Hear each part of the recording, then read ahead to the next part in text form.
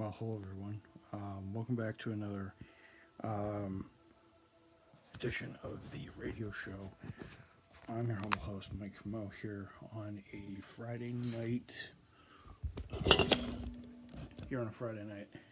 I'm currently in my PlayStation room. I've just been playing Mafia Definitive Edition, actually, for the last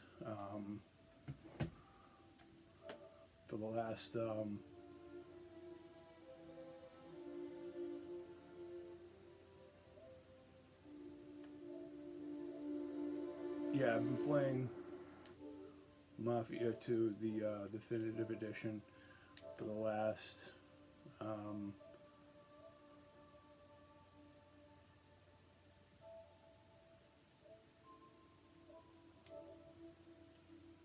for the last couple of for the last like 30 minutes or so, the last 30 minutes or so. So I wanted to just tell you guys and everything else. So it's um,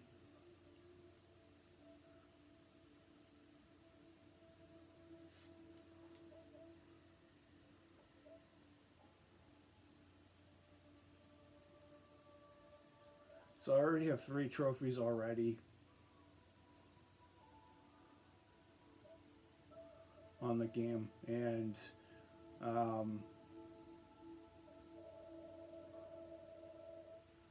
it's just gonna put this on rest mode so I can talk to you guys. So the game's really good. Actually, it came out last night, and it was available to me. Now, obviously, it wasn't all loaded last night. The main game took like 7 hours for me to. It was going to take about 5 hours for me to download, and I wasn't going to be able to finish start. I was going to finish downloading before, so I did some test drives of some cars and whatnot, and I just played the first chapter today. Right now, actually, the last hour and a half, I played the first mission, and I have to say the in-game world is absolutely gorgeous. 2K Games and Hangar 13 absolutely put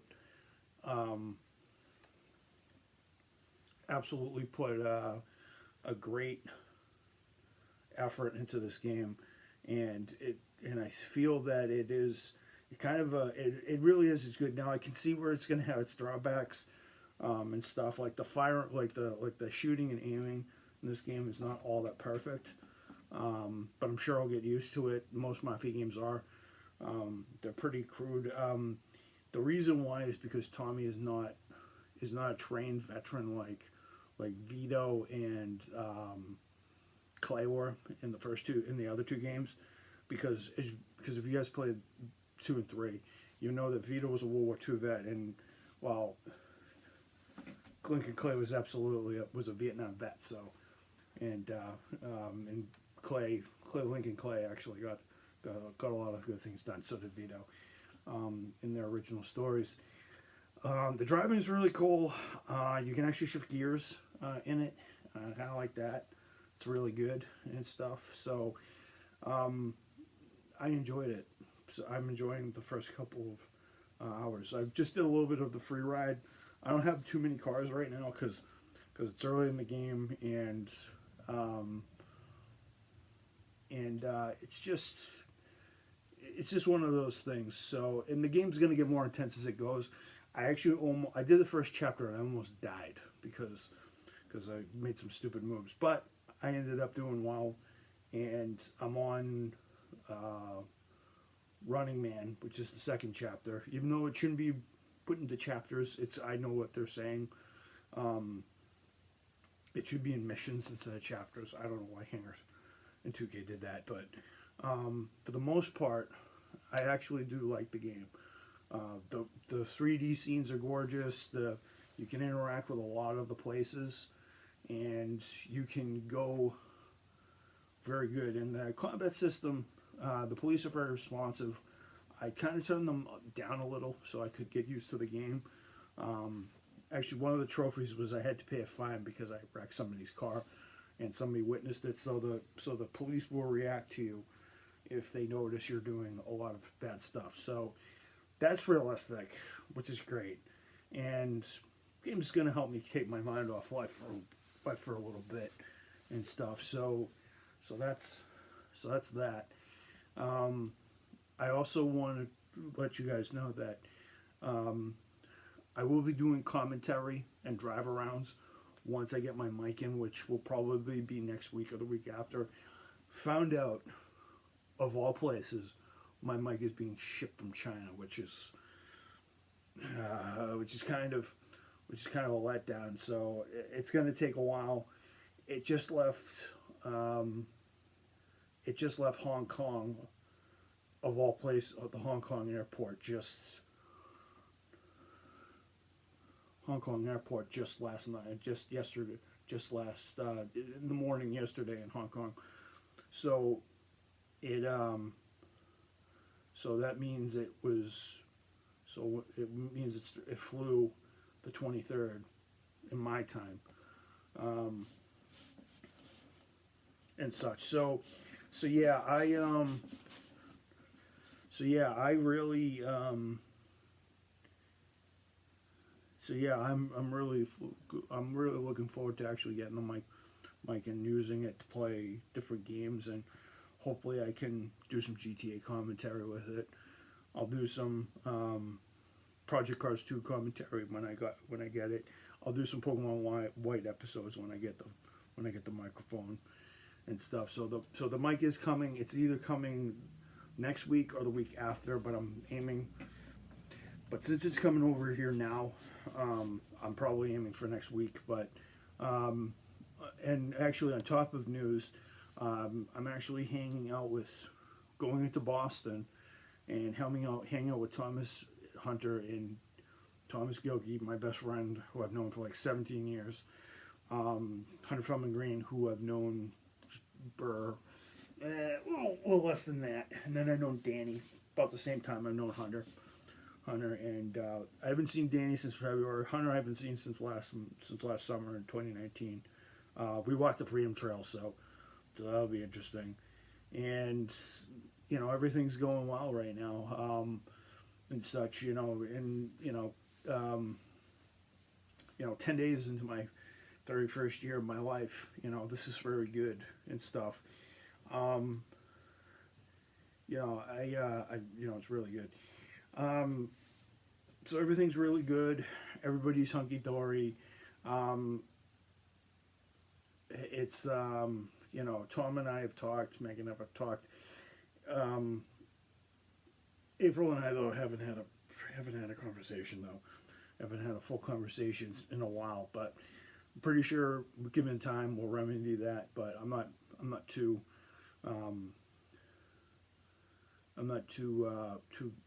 stressed out about that, because I just got to be patient. No instant gratification. We're just friends, so it's not like I have to comment on her every 5 seconds. And she's she's on her own, and she's got a new job, so it's really not a big deal. I think it's great, and to give her a little peace and quiet will be great, because I think it'll be just good for her, and it'll be good for me. As I said before, I really never forget who she was, and what she was, and who she was, not what she was. I will never forget who she was, but and what she meant to me. So I really never feel like I'm alone, or I never feel like I'm apart from her, because I always feel that when I organize something, or if I work with food, or if I tell a fact, or if I start running my mouth, she's not really too far from my heart. So and such. But as I said, we're just friends. So so obviously, when this pandemic eventually lifts, I'm just saying this right now. The right girl will find her way to me after this lifts, because I have a feeling there's a lot of girls out there that probably wanted to start a relationship, but they didn't get a chance to because of this damn pandemic. So probably a lot of girls out there my age that are probably looking for somebody so that they can, you know, have a decent life with, and or somebody that's maybe out there that's looking to just, getting back on their game, doing really well, and wants to find a guy that's nice, because I'm everything else. Because it's what I need to do, and obviously somebody will find me and I will find them. There's a girl out there probably just waiting to meet somebody like me, so, and I'm Mr. Confident again, so I don't really feel all that. So I really don't feel like I'll get one instantly, find a girl instantly, but I'll find somebody, and I'll obviously, or I'll have to try and date a couple people and try to find the one that's right for me. But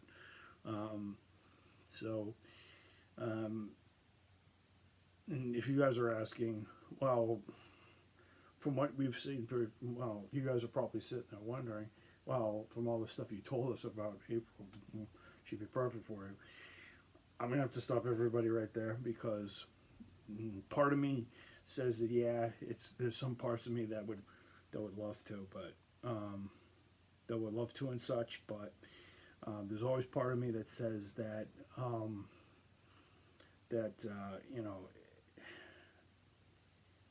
her personality really doesn't feel isn't really something that I'm too fond of, or I shouldn't really say that.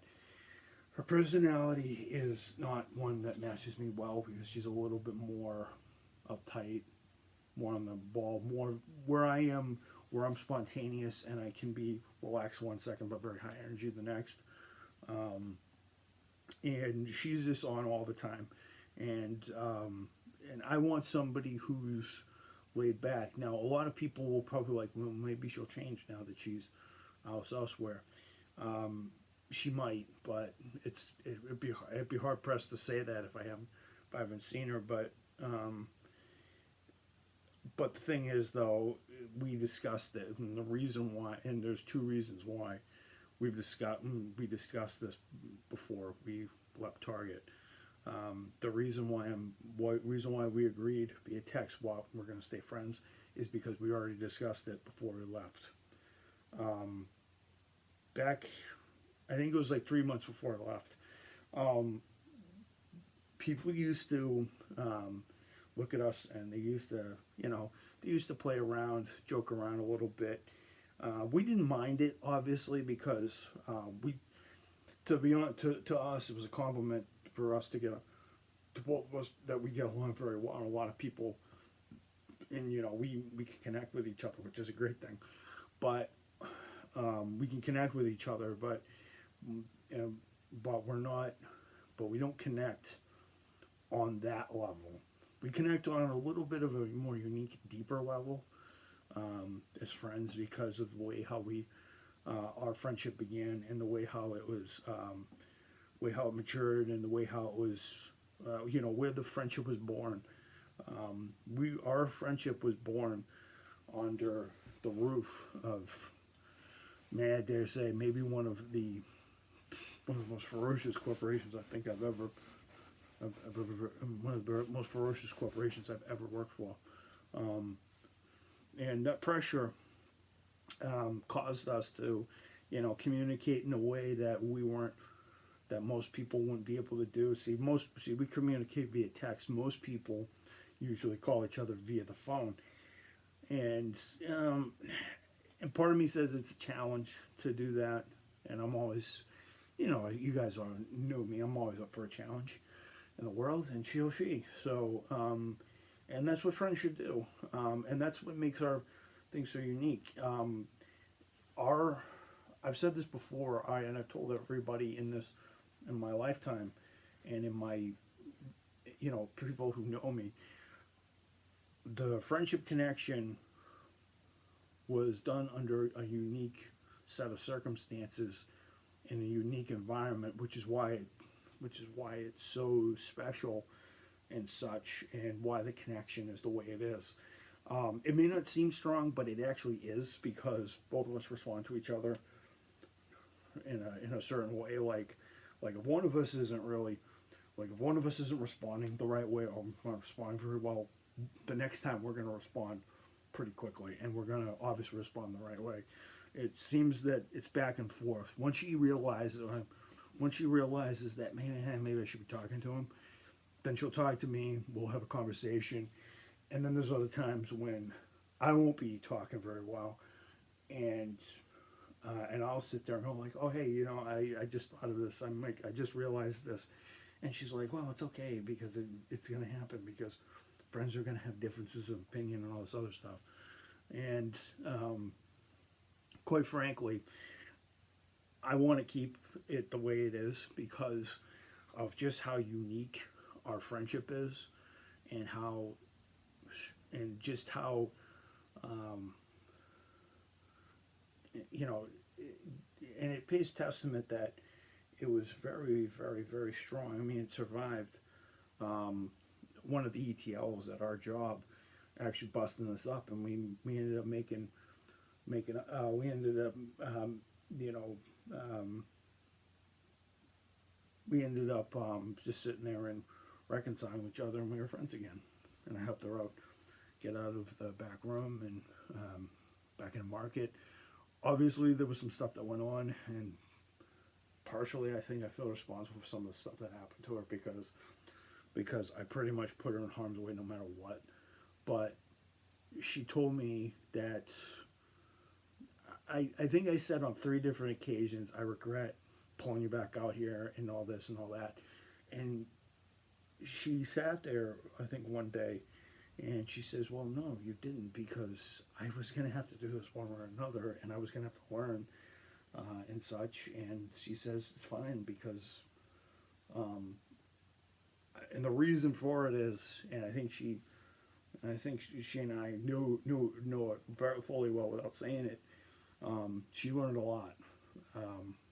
And I think she realized what I was saying, and she was thankful I pulled her out of the back room, and so I could open her eyes to, you know, just because you move and you try to get away from something, you're not really going to get away from something. You're still going to have to deal with all this stuff, and the pressures changed. And the reason why she got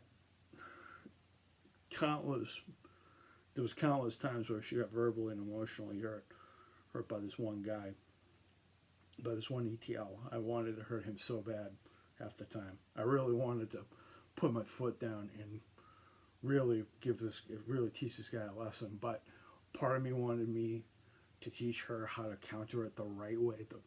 The more, you know, it's the more, you know, the socially acceptable way. Because I don't believe in violence to get people to understand.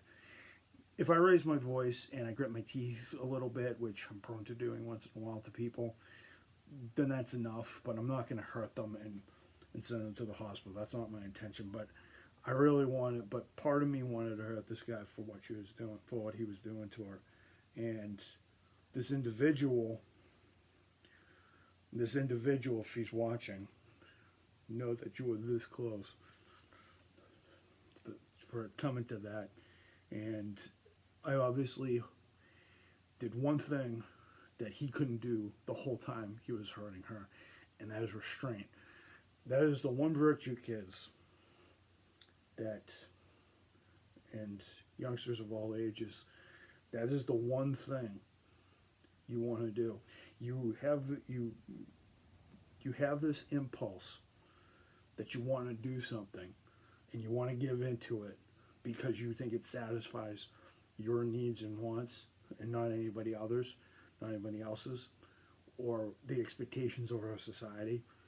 Then you can't follow the rules, because in order to follow rules, in order to be a law-abiding citizen and, you know, play by the rules, you have to show some restraint, and you have to know the laws and stuff like that. So you have to you have to really figure it out. And this individual heard her a couple of times, but I think she realized that doesn't matter how far you run away from your problems, they're always going to follow you. And I taught her over the months, that over the last couple of months, the last year or so, just how to defend herself, how to speak up for herself, and how to defend herself without having to get yell, get rambunctious, or not have any self-restraint. I taught her all those things so that eventually he would see that it wasn't effective to do it, and eventually he did in fact burn out because he wasn't focusing on his real job, which was actually being an executive employee of Target, and he should have been keeping his eye on the ball instead of hurting her and fooling around. So I don't know why Target executives love to do that, but they love to do it, and I think that's horrible. But I will obviously tell you some occasions where I actually felt like I felt they were overpowerful as well in the Good, the Bad, and the Ugly series for Target. So and such. So and she's grown and evolved because of that, but and that's what makes our friendship unique, and that's the reason why to this day I thank my lucky stars that I ran into her, because she just has she has just as much as importance as all the women I've known in my life, or women that have had something to do with my development and my personality and my evolution and change as a guy. It of course starts with your mother. Obviously, she's the one who teaches you how to be kind, caring, and how to play by the rules and stuff. And then of course I met Megan, my friend who lives not too far from me. She was the first friend that I really had that was a girl, and one I could connect with, and one I could actually have a laugh with. And she helped me through some relationship stuff when I was younger, and then eventually as you guys know, and eventually we dated for 3 years. It ended because I wasn't doing so well, and I wanted her to move on, and that sort of thing. There was also I think it was there was also a couple of teachers that were really good. There was this one teacher named Elaine. She was very good. She was very strict. I think she actually stood up for me one time when somebody was bothering me. I didn't think it was ever going to happen, because most teachers are like, oh, you have to fend for yourself. She actually pulled me aside and asked me, are you actually getting hurt? Are you feeling upset? And I said, no, I'm fine. I'm not being quiet. She goes, if you ever have any trouble, you come talk to me. There's also Diane Giozzi, who was was my first counselor. She was really good. Unfortunately, she was really good. And I met her back when I was in 7th grade. Very good. Unfortunately, she is no longer with us. She died back in 2000 and I'm going to say 2006, 2007. Very nice lady. Very strict. Very good. Probably one of the best counselors. Probably one of the best counselors to start off. She's very funny.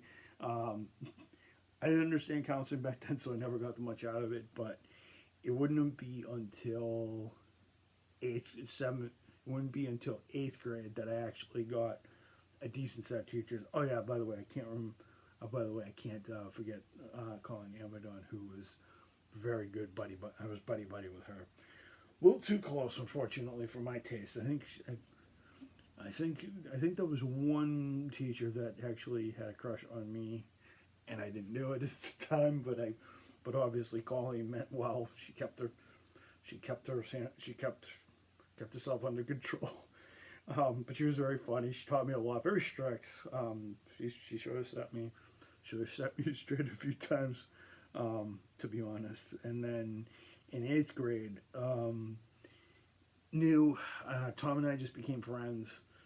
Tom and I have been acquaintances slash friends just to start out. We just became friends at the end of 7th grade, and because I've known the guy for 18 years. I've known the guy for 18 years, since it's 2020. I knew 17, because I knew him in 2003. So 17 years. Next year in April will be 18 years I've known the guy, even though I've known Megan 19 almost. So yeah, because I met her in 2002. Now 8th grade was a little different. Wasn't confident. Sort of getting my own world, my changes with hormones and all that other stuff. It wasn't very good. Plus, puberty was knocking on my door at the time at 13. So I needed a counselor that was going to be really good, and I didn't need a guy counselor that was going to do this. I needed a female counselor that was going to blow everybody's doors off, and was going to be the best.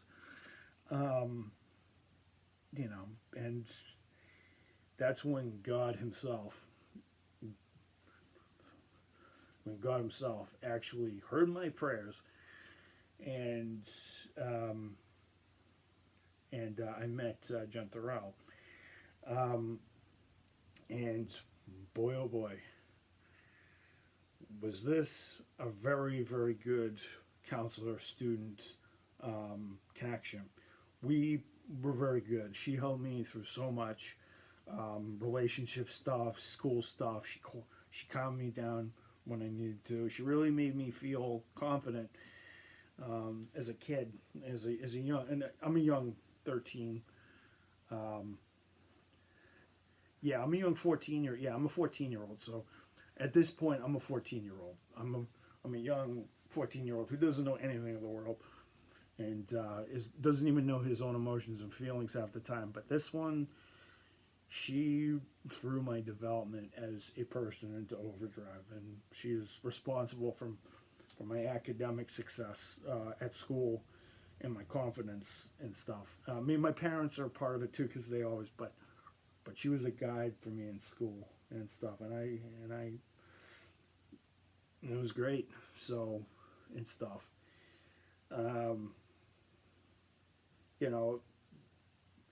That only lasted till 2006 when she got a supervisor position.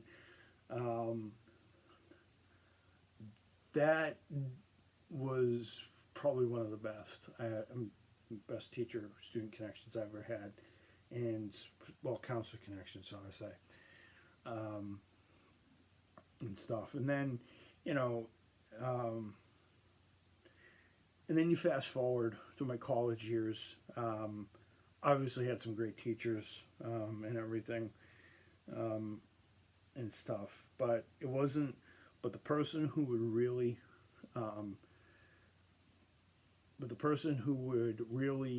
change me the most in the early 2010s would obviously been when I met April back in 2012. I had a bunch of ETLs that were great, lady ETLs that were very great, but it wasn't until I met April back in 2013. I met her in passing in 2012, and everything. She'd already been at the store for about a year or so, and I used to talk, and we used to exchange words, but we really didn't start talking heavy until like 2013 when my cousin got fired. And from there on in, she and I would just talk. I remember going into that. I remember she was working in market back in 2014, 2015. I remember I would pick 1 hour every night when I was working and go into we'd talk, and I watch a zone. And I got to learn a lot about food back then, and this was before I got into market. This was a full 3 years. This was a full 2 years. Started this back in 2014. This was a full 2 years. 2 years before I get into market. Well, full 3 years before I get into market and stuff. And from there on in, I was probably face to face with maybe one of the most special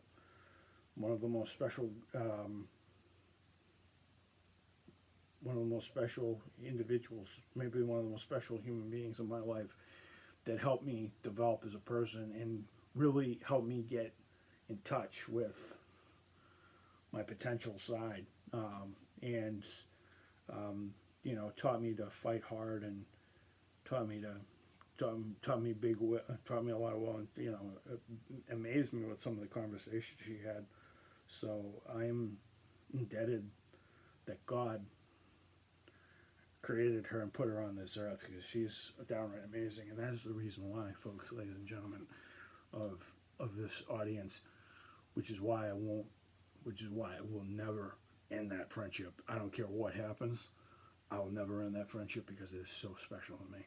It is great, and it'll continue to grow, because it is only beginning. The beginnings are new, and everything else is new. So, all right, this is the first one I've done over 30 minutes, actually. So, I hope you guys enjoyed this episode. It's kind of special. This is 101. You guys can title this the